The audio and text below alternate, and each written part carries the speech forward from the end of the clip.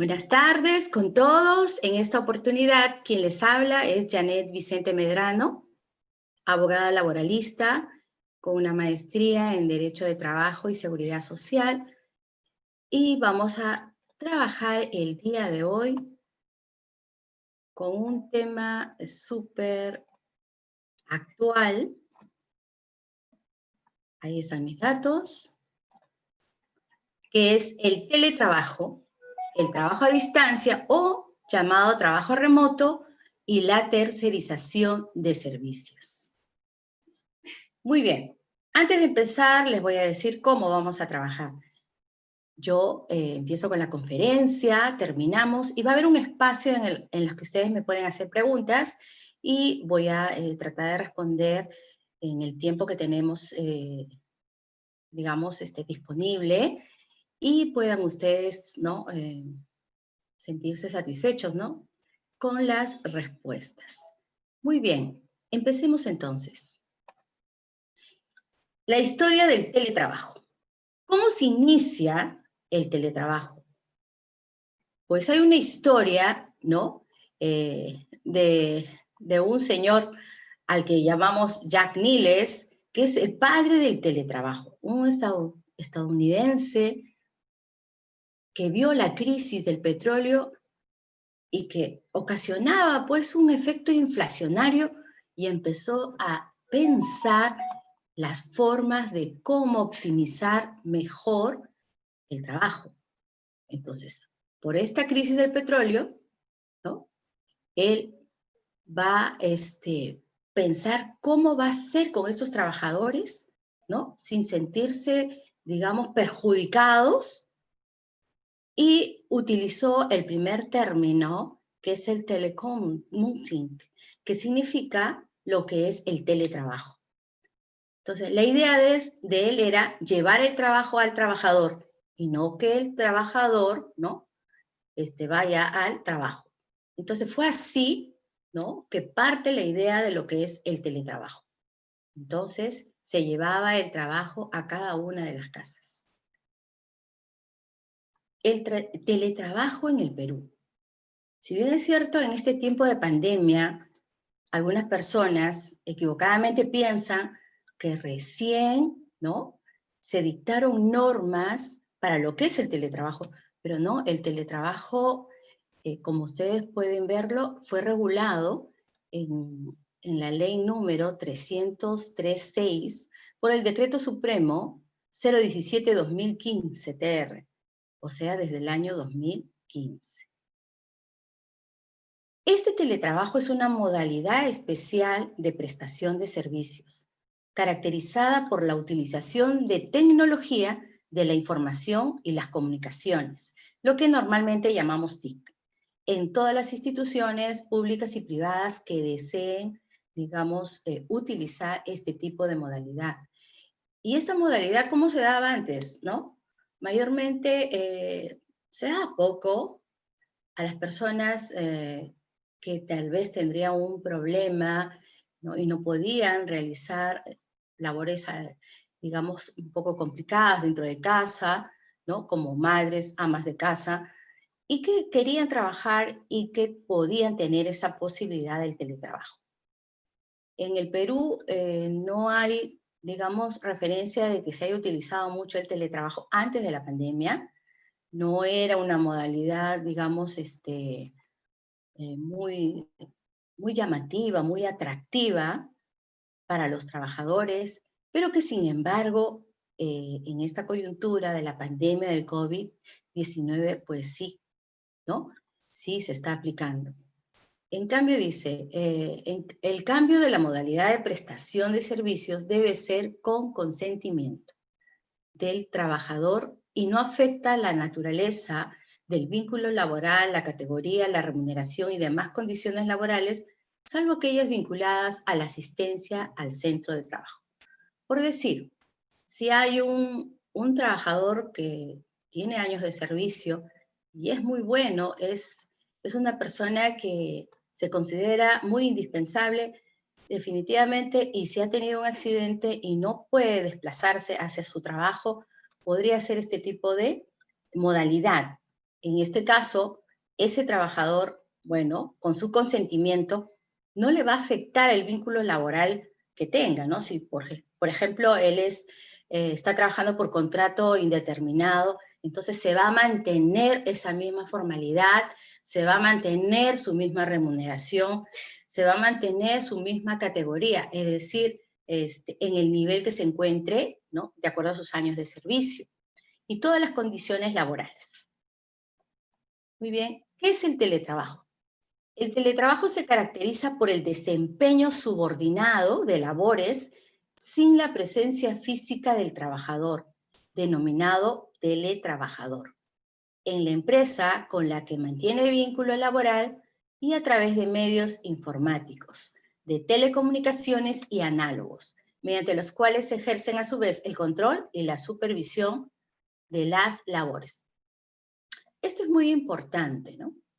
Y si hacemos referencia en la situación en que nos encontramos, nos podemos preguntar si realmente todos podríamos realizar un buen teletrabajo, porque valgan verdades, según los índices que han arrojado, pues la mayoría de trabajadores no están formados en lo que se refiere a las herramientas digitales.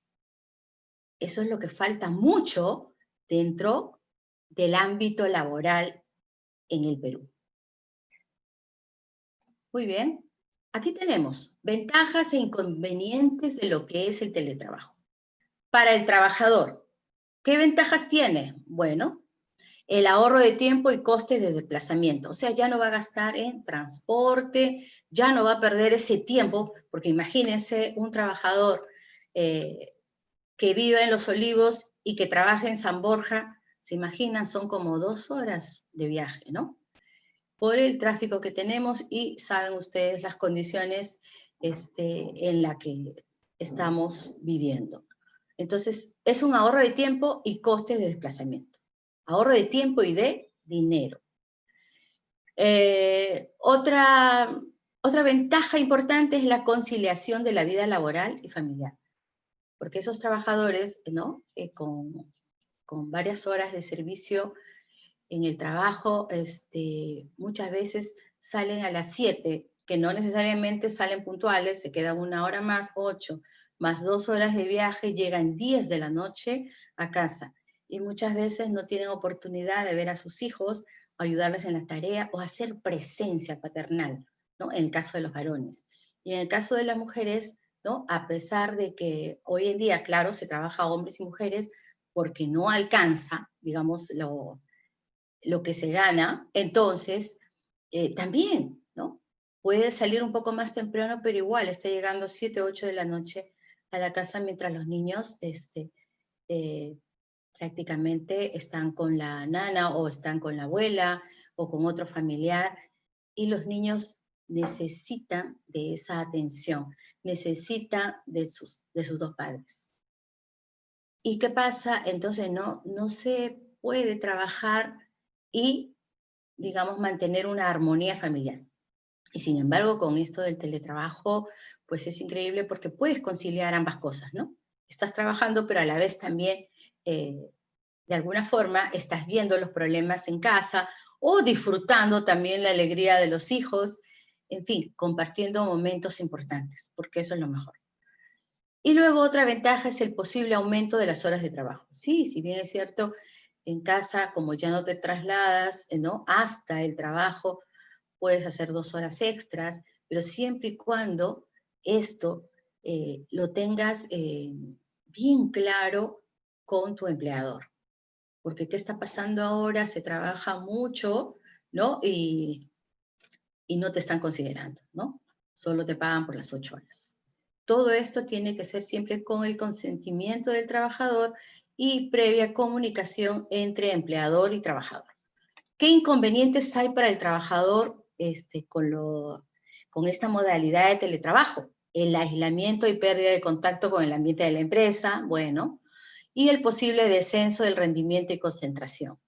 Sí, eso pasa, ¿no? Sobre todo lo segundo porque de repente estás trabajando en casa y Estás haciendo un proyecto, pero de repente por ahí se presenta una situación inesperada, ¿no? O tus hijos te dan una sorpresa, ¿no? O tienes que resolver un problema de la luz, el cableado. Entonces son situaciones que se dan, ¿no? Repentinas, pero que de alguna forma te hacen desconcentrar del trabajo, ¿no? Pero es algo superable. Para la empresa, ¿cuáles son las ventajas? El ahorro de costes fijos, ¿no? Va a ahorrar definitivamente. ¿Cómo así? Va a ahorrar como ya los trabajadores ya no van a ocupar las oficinas, bueno, ya no ocuparán muchas oficinas, no se gastará mucha luz, ¿no? Y de alguna forma eso es ventajoso para la empresa. El aumento de la productividad a nivel general. Claro que sí, porque si bien es cierto, con el teletrabajo, el trabajador en sí se concentra, aunque parece, ¿no?, un poco contradictorio, pero de todas maneras trabaja mucho mejor porque no hay una presión de ver al jefe que está detrás tuyo y te está controlando, ¿no? Y tienes esta autonomía, digamos, de poder hacer mejor el trabajo y producir más, ¿no? Producir más sobre todo. ¿Qué inconvenientes sería para la empresa? La dificultad para mantener un clima laboral donde transmitir los valores de la empresa y fomentar la unión del equipo. Bueno, esto, claro, ¿no? Porque ya el teletrabajo es totalmente diferente, cada uno está en su casa. Y bueno, el hecho de que tú estés como trabajador fidelizado a la empresa, eso ya lo vas a responder de diferentes maneras, cómo es tu producción de trabajo, cómo es tu horario que tú mismo te plantees dentro de casa, ¿no? Y esto, bueno, veámoslo así, debe ser pasajero. Así lo veo yo. Inconvenientes, dificultad para medir la productividad, ¿no? ¿Cómo se mide esta productividad? Claro, no están los trabajadores presencialmente y es un poco más complicado, ¿no? Pero para eso existen las reuniones, ¿no? Las reuniones virtuales donde se puede establecer, digamos, ciertos, ciertas formas de poder decir, ¿no? A ver, yo he avanzado tal proyecto hasta tal punto y llegar a acuerdos, porque al final las personas en cualquier trabajo, lo primero es la comunicación efectiva. Y tenemos que llegar a acuerdos, ¿no? Hacer alguna adenda y todos inmiscuirse, ¿no? Y decir, bueno, el avance de mi trabajo va a ser un 20% por semana o qué sé yo, pero comunicarse. Otro inconveniente en algunos casos son las dificultades para facilitar la descentralización de procesos y la digitalización de los mismos. Bueno, sí, siempre van a haber inconvenientes. No todo va a ser perfecto, pero en general tiene más ventajas que inconvenientes. Ahora, vamos a hablar lo que es el trabajo remoto o trabajo a distancia. Muchas personas les escucho y piensan de que el teletrabajo es lo mismo que el trabajo remoto. No, no es lo mismo. Si bien es cierto de que lo haces fuera del ambiente de trabajo de una empresa, no tiene, digamos, las mismas condiciones, ¿no? Por eso vamos a ver ahora. El trabajo remoto en el Perú se dio a raíz de la pandemia. Este año ha sido súper complicado en todos los aspectos en general y se tuvieron que tomar decisiones.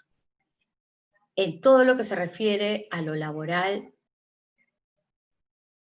el 15 de marzo de este año, del 2020, se dio un decreto de urgencia, el 026-2020, que establece diversas medidas excepcionales y temporales. Ojo, esto es muy importante, que son medidas excepcionales y temporales para prevenir la propagación del coronavirus COVID-19 en el territorio nacional, o sea, acá en el Perú. Y en su artículo 16 señala que el trabajo remoto se caracteriza por la prestación de servicios subordinada con la presencia física del trabajador en su domicilio o en el lugar de aislamiento domiciliario que se encontrase, ¿no? Utilizando cualquier medio o mecanismo que posibilite realizar las labores fuera del centro de trabajo, siempre que la naturaleza de las labores lo permita. Así es. En la aplicación del trabajo remoto, en el artículo 17, inciso 1, facúltese, dice, a los empleadores del sector público y privado a modificar el lugar de la prestación de servicios de todos sus trabajadores para implementar el trabajo remoto, regulado en el presente decreto de urgencia en el marco de la emergencia sanitaria por el COVID-19. Este decreto de urgencia fue para ambos, tanto para la actividad privada como para la actividad pública.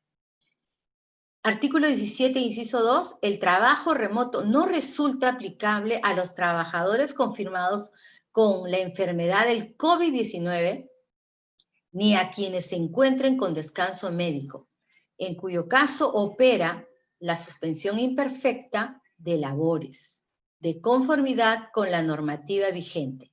Es decir, la suspensión de la obligación del trabajador de prestar servicios sin afectar el pago de sus remuneraciones. Eso es lo que es la suspensión imperfecta de labores, ¿no? La suspensión de la obligación del trabajador de prestar servicios sin afectar el pago de sus remuneraciones. Obligaciones del empleador.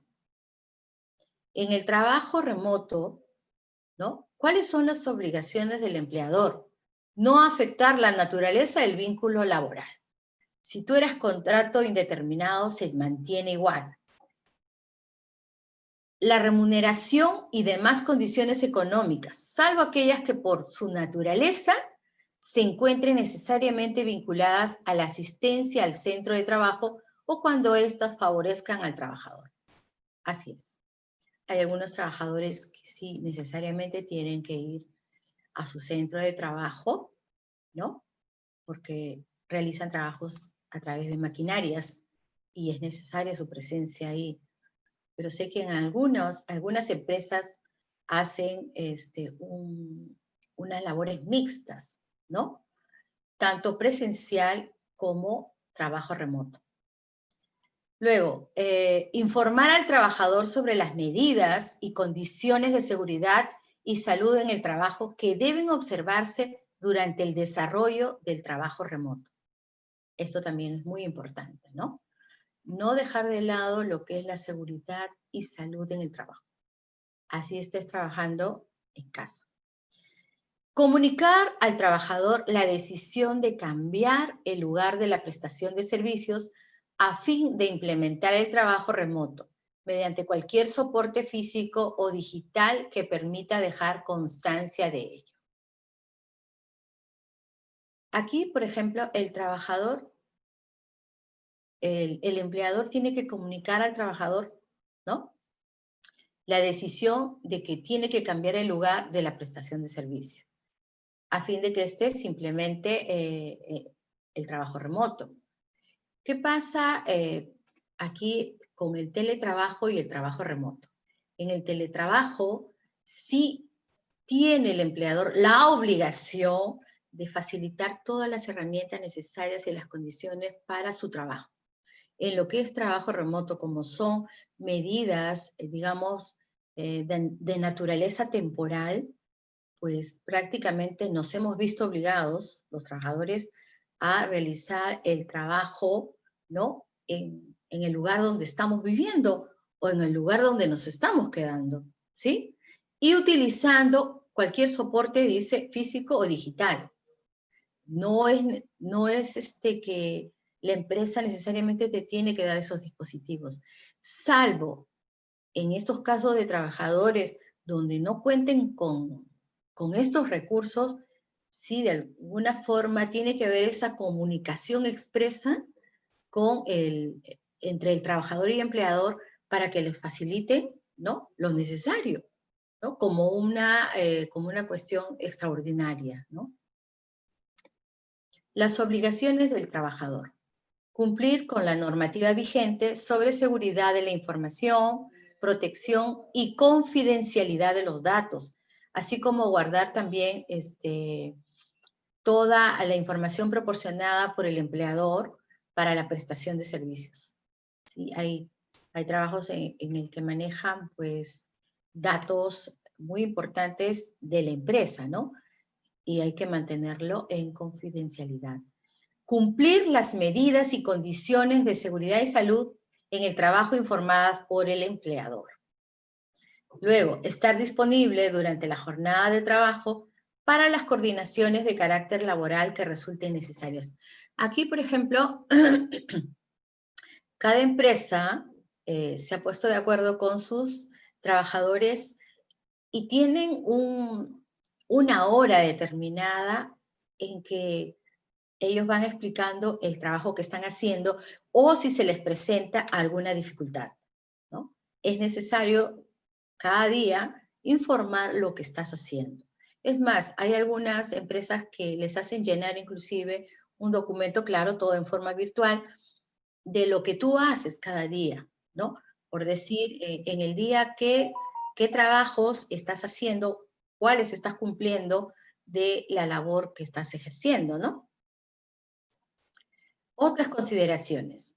Los equipos y medios informáticos de telecomunicaciones y análogos, como es Internet, telefonía u otros, así como de cualquier otra naturaleza que resulten necesarios para la prestación de servicios, pueden ser proporcionados por el empleador o el trabajador. Esa es la diferencia con el teletrabajo, ¿no? Y sabemos, bueno, que la mayoría ya cuenta con este material, tenemos una laptop, tenemos internet, ¿no? Entonces, no se ha complicado mucho este tema.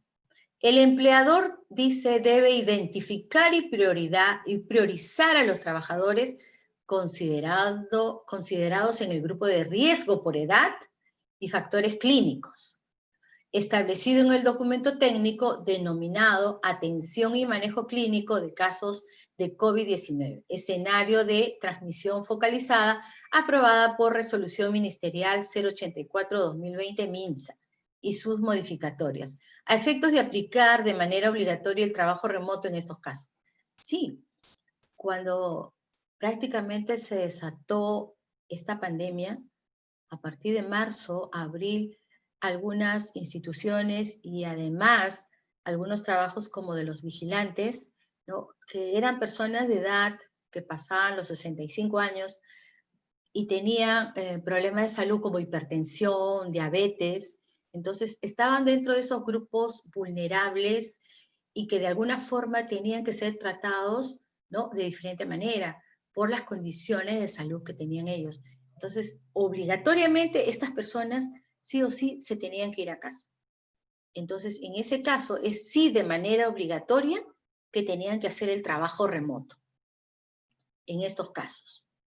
Cuando la naturaleza de las labores, dice, no sea compatible con el trabajo remoto y mientras dure la emergencia sanitaria por el COVID-19, el empleador debe otorgar una licencia con goce de haber sujeta a compensación posterior.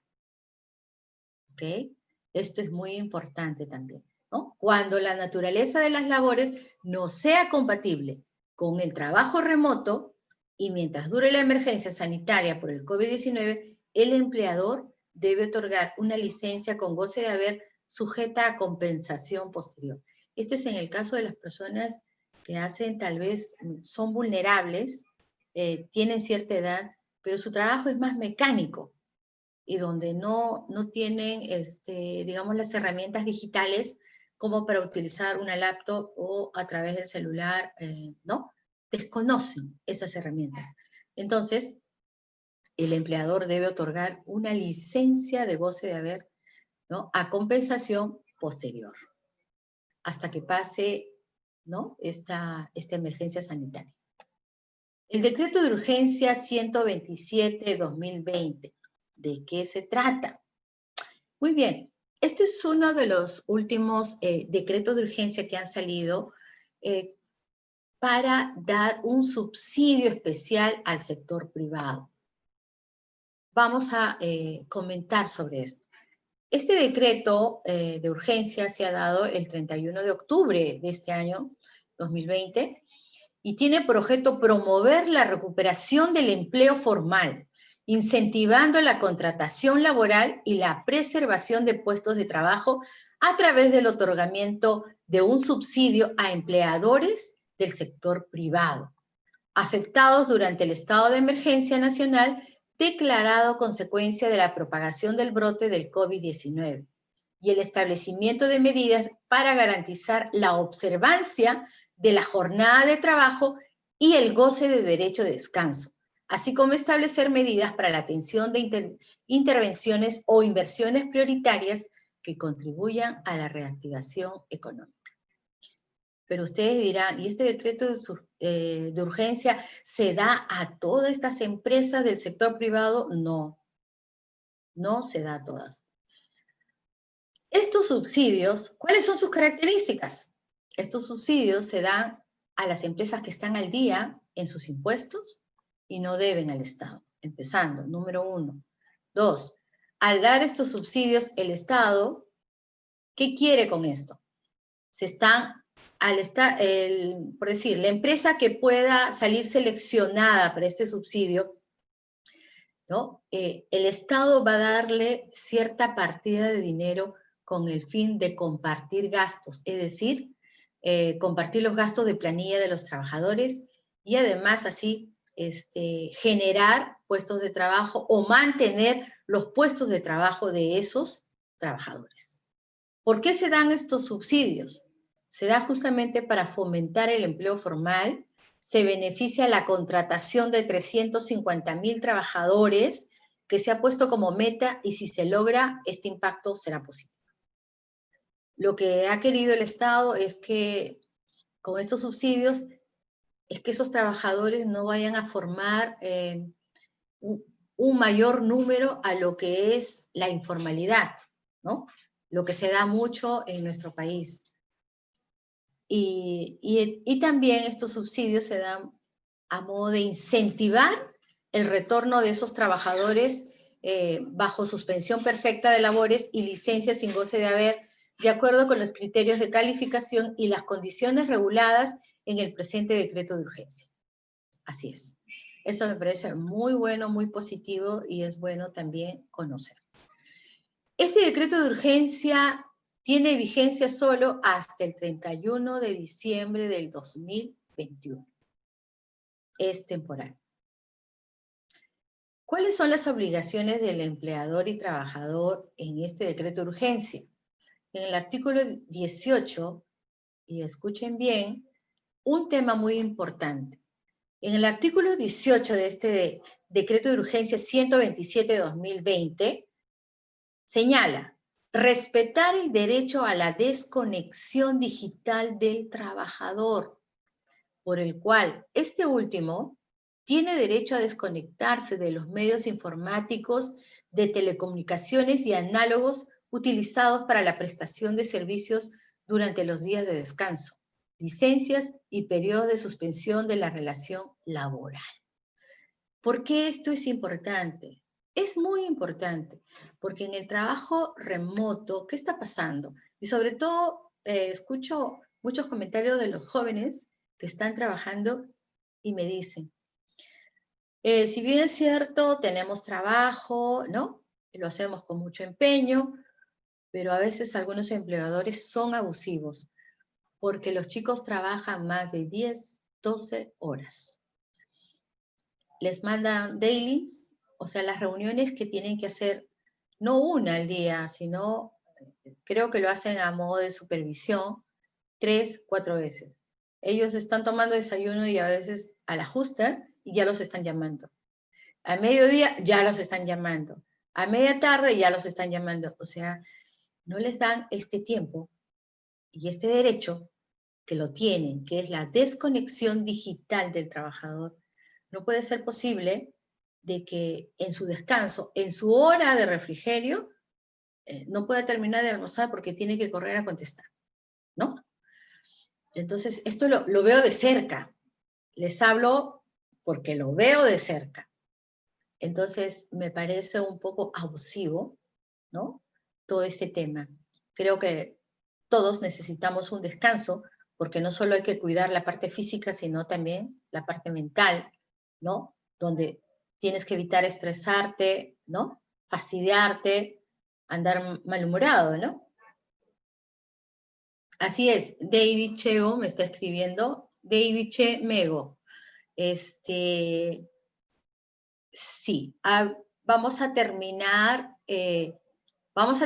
la conferencia para las preguntas, por favor. ¿Ya? Entonces, vamos a continuar, ¿sí? Por favor. Y para el caso del sector privado, observar las disposiciones sobre jornada máxima de trabajo que resulten aplicables conforme a las normas del régimen laboral correspondiente. El empleador no puede exigir al trabajador la realización de tareas o coordinaciones de carácter laboral durante el tiempo de desconexión digital.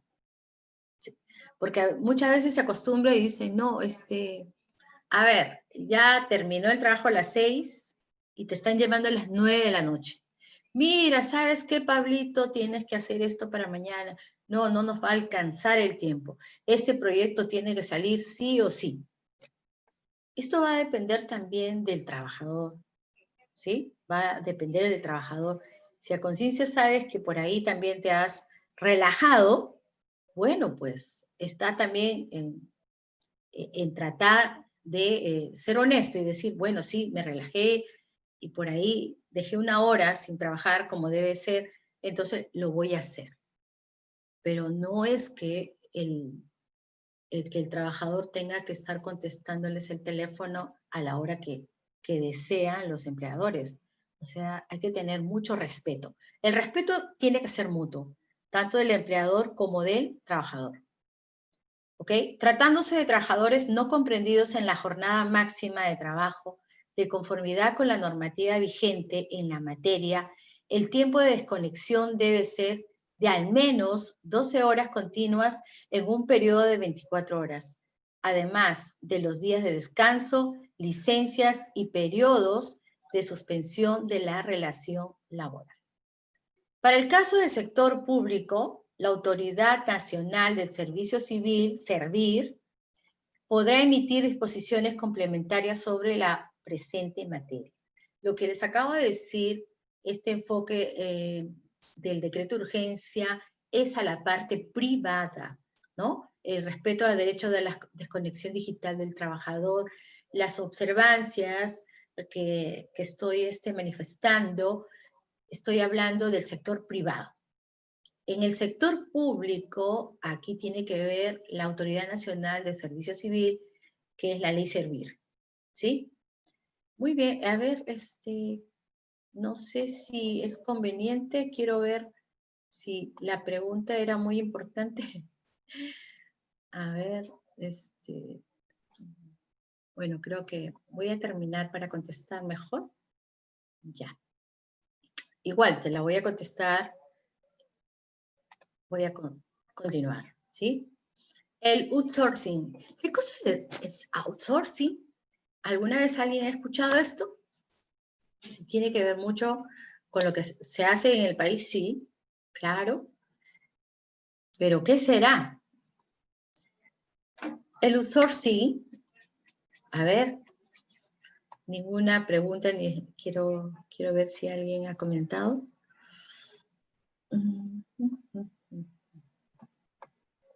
Puedo ver. A ver. Ya. Bueno, vamos a continuar. El outsourcing es conocido en diferentes lugares del mundo, y nosotros también los conocemos, pero no con ese nombre, que es la tercerización. Así es. Llamado outsourcing o tercerización. Este término puede traducirse como tercerización, externalización o subcontratación. subcontratación. Es decir, es el proceso a través del cual una empresa determinada encarga o externaliza en otra alguna función en particular.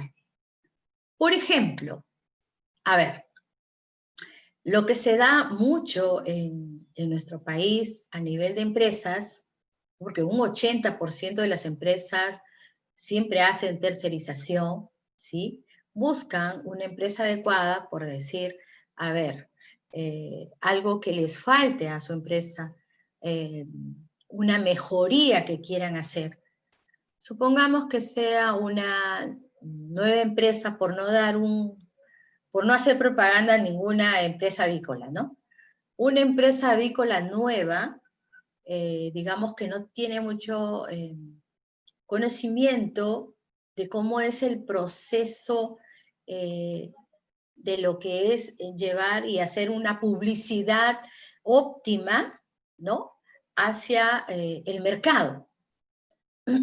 Entonces contrata, ¿no?, una empresa exclusiva referente a todo lo que es herramientas tecnológicas y formas de hacer publicidad.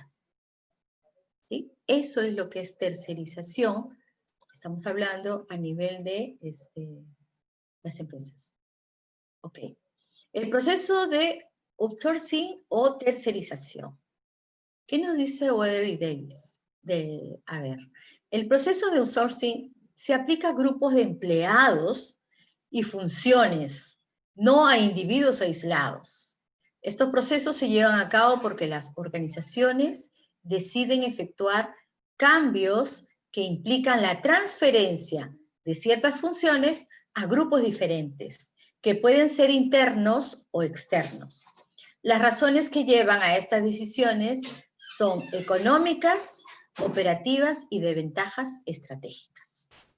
Esto es lo que nos dice Weather y Davis acerca del proceso de outsourcing o tercerización, ¿no?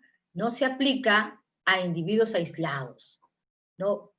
Si soy gerente de una empresa y digo, mira, quiero para mí, ¿no?, ciertos cambios en mi trabajo personal, no, ahí no funciona.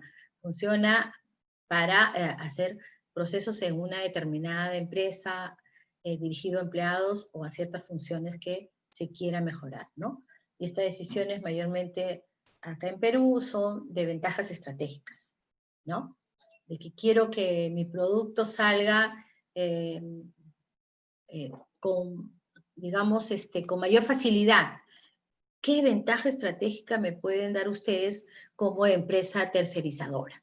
¿No? Ustedes se basan en esos rubros. Entonces, busco a esta empresa tercerizadora porque son los especialistas en ese campo. Para eso es lo que es la tercerización. Muy bien. ¿Cuáles son las ventajas del outsourcing o tercerización?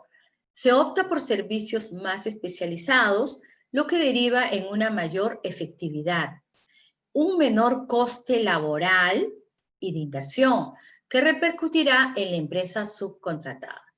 Porque muchas veces dentro del ámbito laboral, no necesariamente todos los empleados tienen que conocer, ¿no?, o ayudar al proceso de la empresa a superar, digamos, la producción que va hacia el exterior, ¿no?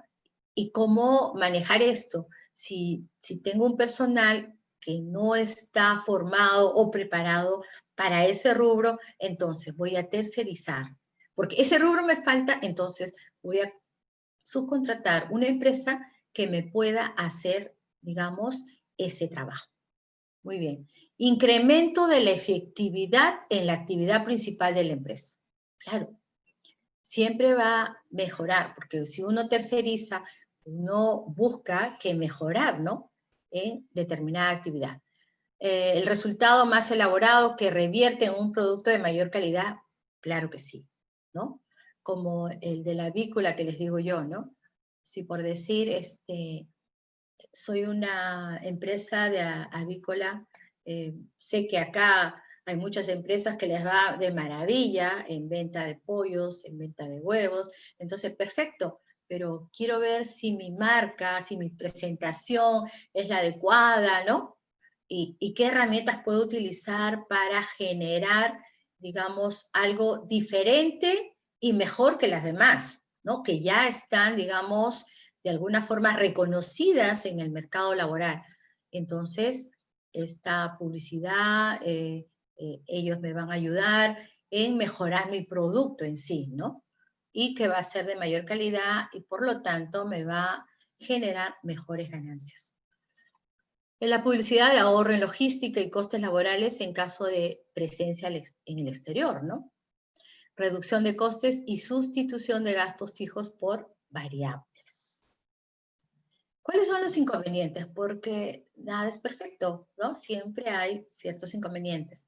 Y los inconvenientes del outsourcing o tercerización es el riesgo de resultar perjudicados por una empresa subcontratada que no comparte nuestra cultura. En eso sí tenemos que ver bien qué empresa vamos a contratar, ¿sí?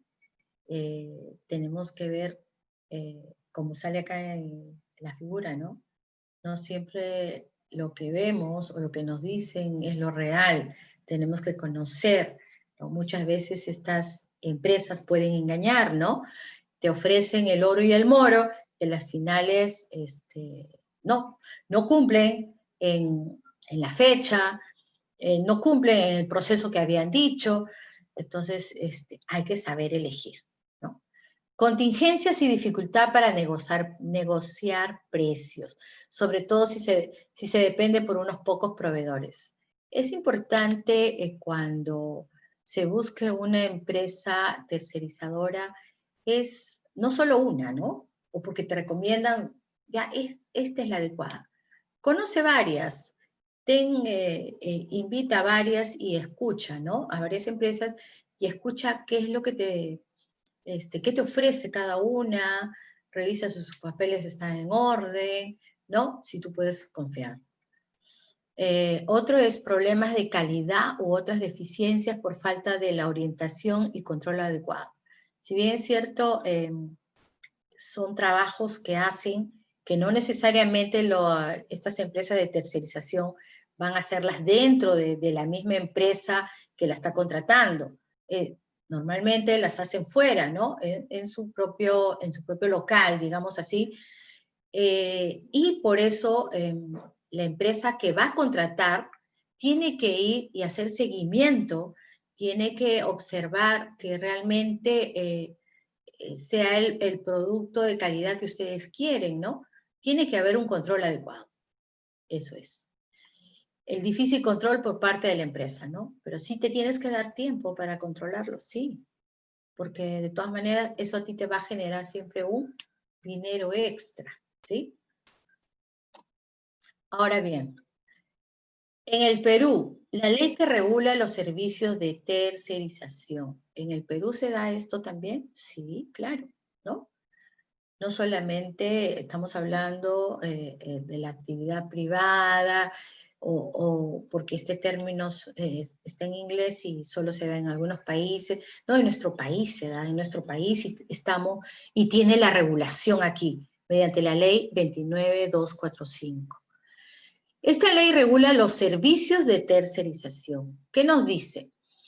En el artículo 2 se entiende por tercerización la contratación de empresas para que desarrollen actividades especializadas u obras, siempre que aquellas asuman los servicios prestados por su cuenta y riesgo, cuenten con sus propios recursos financieros, técnicos o materiales, sean responsables por los resultados de sus actividades y sus trabajadores estén bajo su exclusiva subordinación. Es decir, que la empresa que va a tercerizar son ellos los que van a mandar a sus trabajadores, no la empresa que la va a contratar, ¿correcto? Constituyen elementos característicos de tales actividades, entre otros, la pluralidad de clientes que cuenten con equipamiento, la inversión de capital y la retribución por obra o servicio. En ningún caso se admite la sola provisión de personal. La aplicación de este sistema de contratación no restringe el ejercicio de los derechos individuales y colectivos de los trabajadores. Artículo 3. Casos que constituyen tercerización de servicios. Constituyen tercerización de servicios, entre otros, los contratos de gerencia conforme la Ley General de Sociedades, ¿no? Los contratos de obra, los procesos de tercerización externa, los contratos que tienen por objeto que un tercero se haga cargo de una parte integral del proceso productivo. En estos casos,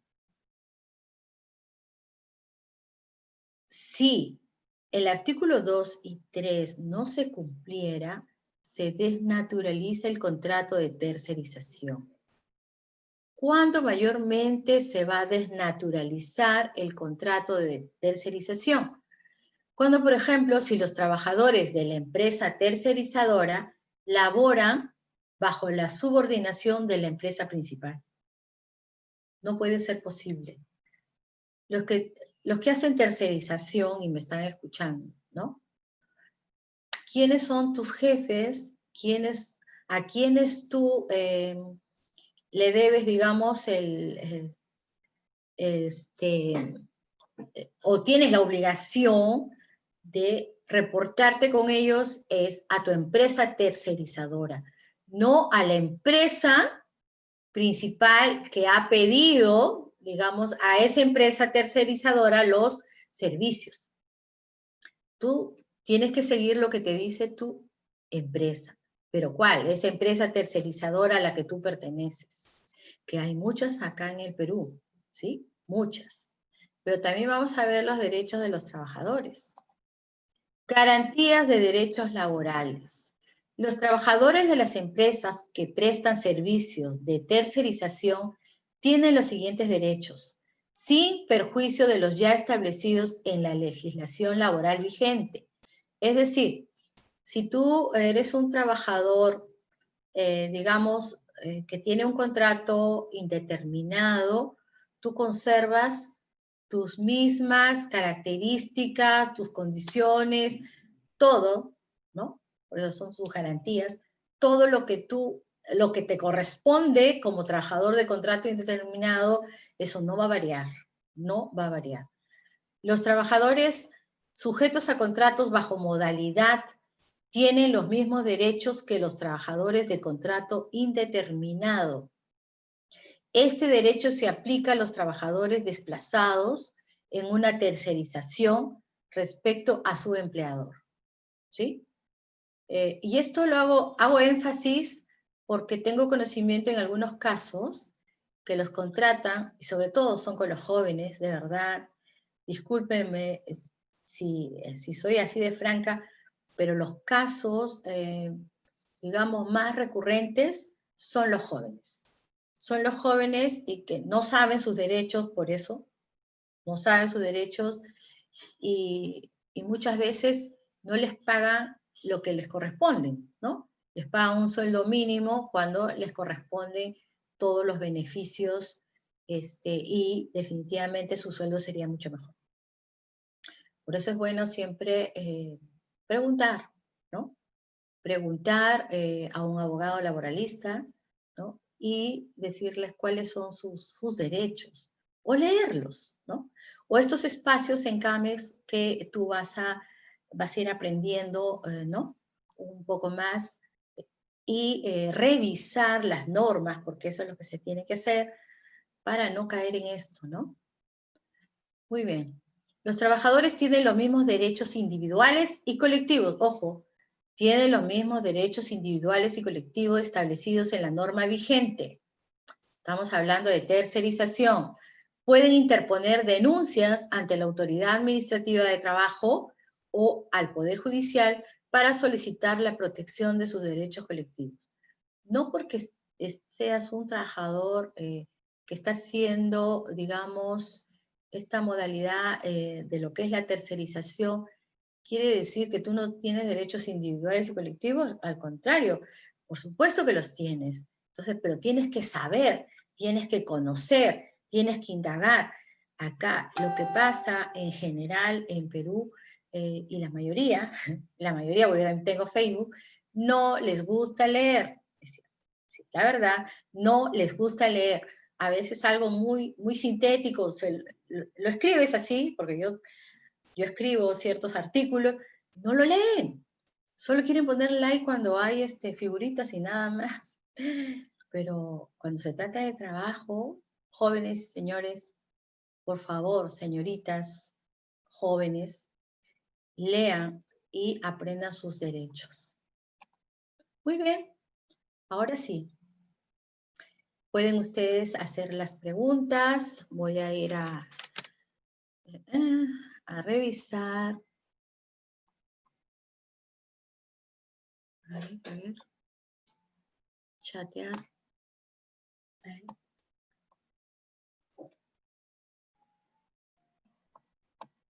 No hay ninguna pregunta. Bueno. Debo entender entonces que quedó clarísimo. ¿Sí?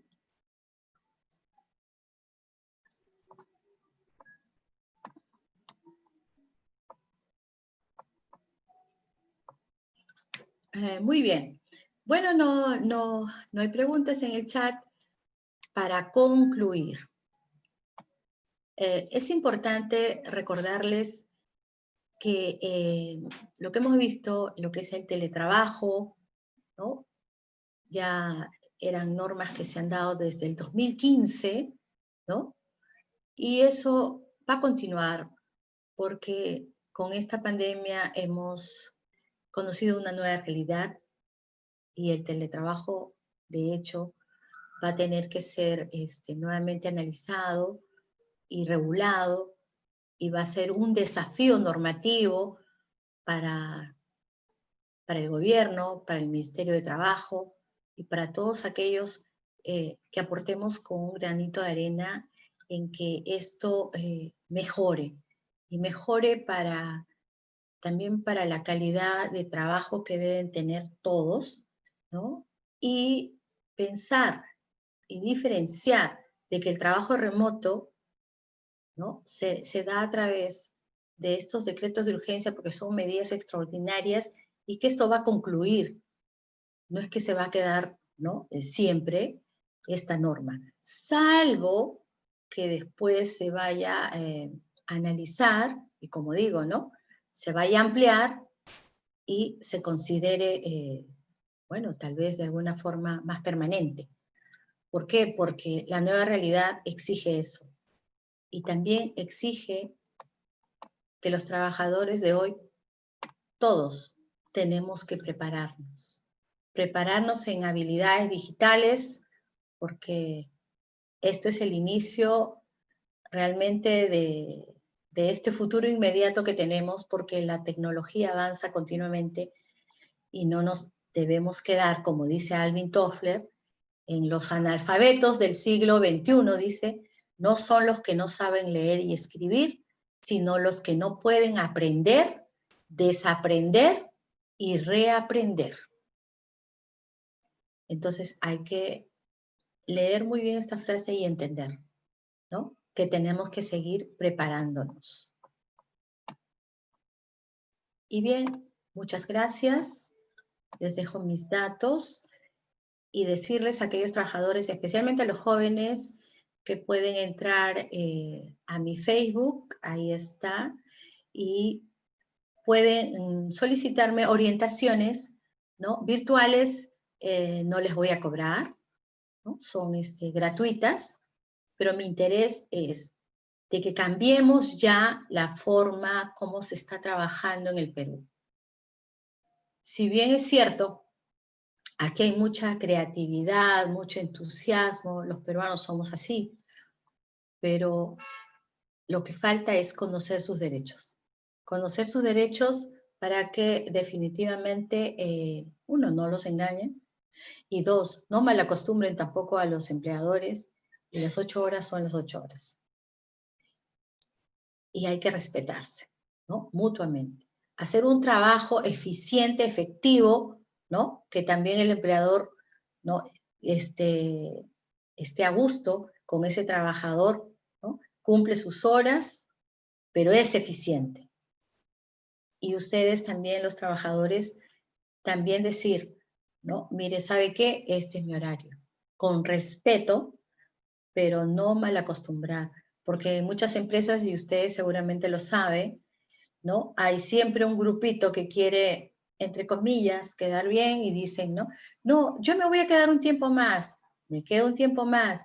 Entonces, están regalando su tiempo, pero a veces no se quedan con el fin de aportar o hacer un mejor trabajo. Simplemente se quedan porque, bueno, están haciendo hora porque por ahí van a almorzar o qué sé yo. Pero los jefes miran y muchas veces, es la verdad, miran y dicen, ah, ya se queda Pablito, se queda Juan, ya ellos sí se identifican con la empresa, se ponen la camiseta. Pero no es así, ¿no? Mientras los que cumplen su horario se van, son los que a veces más producen y son mucho más efectivos. Entonces hay que respetar eso y hay que cambiar ese concepto de que me quedo más horas para que mi jefe me tenga en cuenta, ¿sí? Y nada, muchas gracias. Y para la próxima tenemos también temas importantes en derecho laboral y espero compartir con ustedes en algún momento, ¿no? Las preguntas en directo, ¿sí? Ok, hasta luego.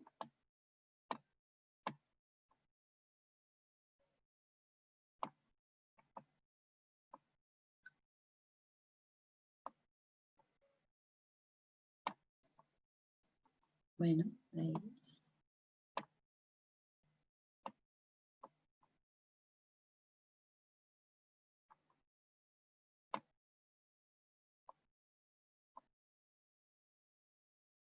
Sí, no hay preguntas. Así que...